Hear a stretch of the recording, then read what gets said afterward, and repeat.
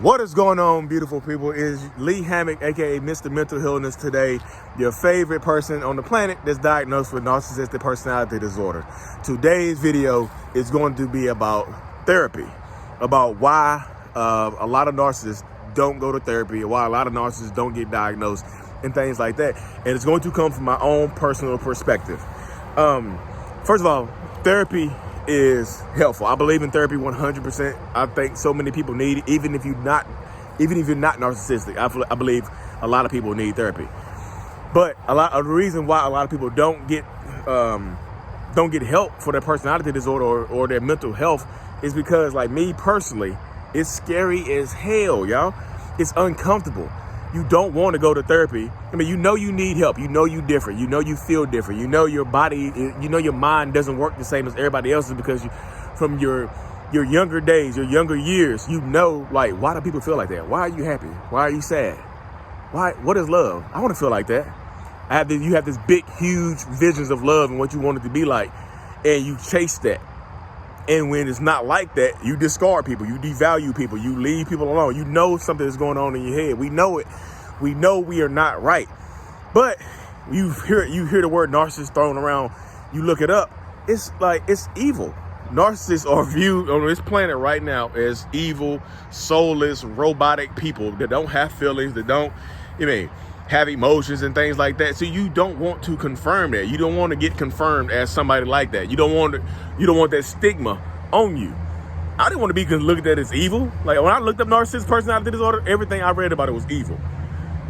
Grandiose sense of self, low empathy, doesn't care. It just makes it seem so bad to be this type of person that you do not want to confirm that. So you run from therapy. You're like, I go to therapy, they're gonna say I'm that and I have to be that. There's no cure. I can't get cured of this. There's nothing I can do about this personality disorder, or I can go to therapy and talk about it, but there's no medications I can take to make me be less of what I am. And it's scary as hell, and it's depressing.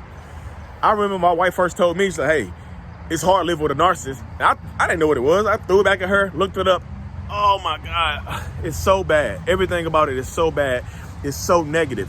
It's like, there's no power in it. And we as narcissists, we want power. We want that control. We want that strength. But then you read about narcissists like, so you go to therapy. Therapy does not, you go to therapy, you talk to a therapist, you take the test, you get diagnosed, boom, you're a narcissist. What do I do now? And that was the conflicting moment with me. It's like, okay, I have it. What do I do now? And I got depressed because it's overwhelming, because once you realize what you are, you go back and you look at your life and you see all the bad things that you have been doing, all the manipulations, all the subtle stuff, all the bad stuff. You see it and you knew you were doing it, but you didn't know why you were doing it. You didn't know what the driving force behind it. You didn't know what was going on. So it's like, it's overwhelming. It hits you. It like hits you like a ton of bricks. And I was depressed for a long time. I still battle with it now. 3 years later, I still battle with it right now. Like, it's overpowering. It's like, there's no power in it. So I was depressed. Like, what do I do? What do I do? Dealt with it. I started like reading books. I started like being like, I'm already motivational. I already like trying to be better. So that's part of the personality disorder, is trying to be better than everybody else. So I listened to a lot of Tony Robbins.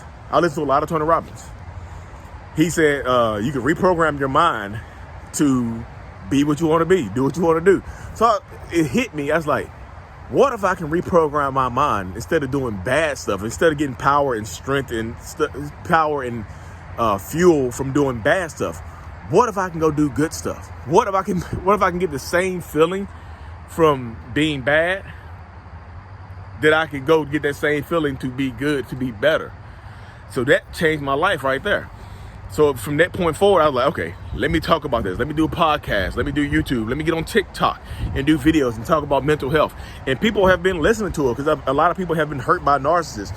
But that wasn't the intent of starting my page. My page was not intended to help people, deal with narcissists. It was to help people with narcissism, with the personality disorder, go get help. It's to make normalized therapy in men, so you can go get help. Because you tell people like, I need some help, they look at you as weak. I've gotten a few comments on my TikToks like, you a simp, bruh. You weak. The hell, I'm weak for going to get therapy. And that's the mindset that people have. That's the mindset that men have. They're like, oh, you weak. Deal with it. Suck it up. And you suck it up and you go home and treat your wife and kids bad. You treat your mom and dad bad. You treat your friends bad because you sucking it up instead of dealing with it. That's what therapy is. Like, therapy helps. I want to get so many people into therapy because it's so much power into it. I want to see you can switch your mindset up and feel better about yourself. You can do better. You can be better. You can feel better about yourself. And that's the whole point of therapy. Like, go get help. Sit down there.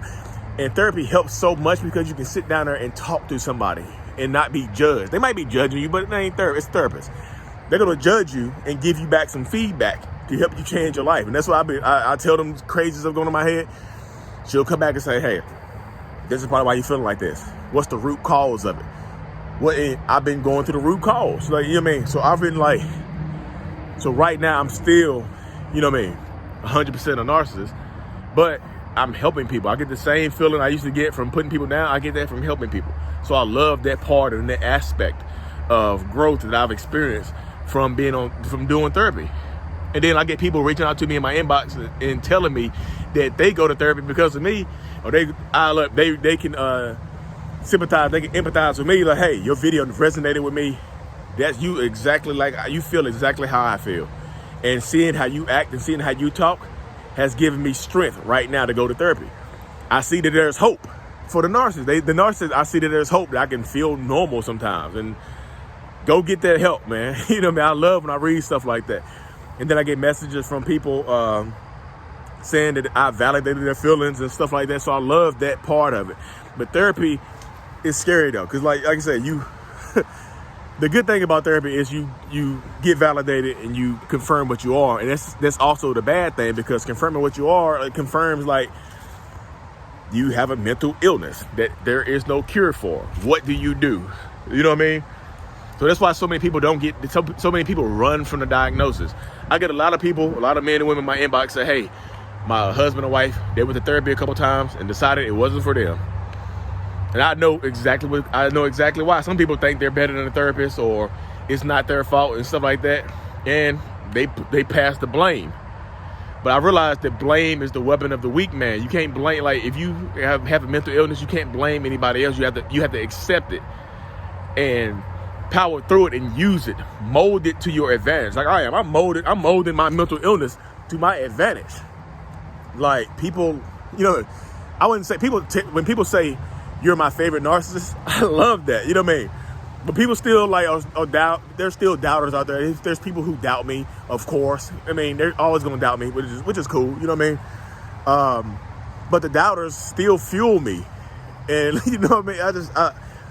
Therapy has changed my life. So if you were watching this and you feel like you might have mental illness, you might have narcissistic personality disorder, go get help.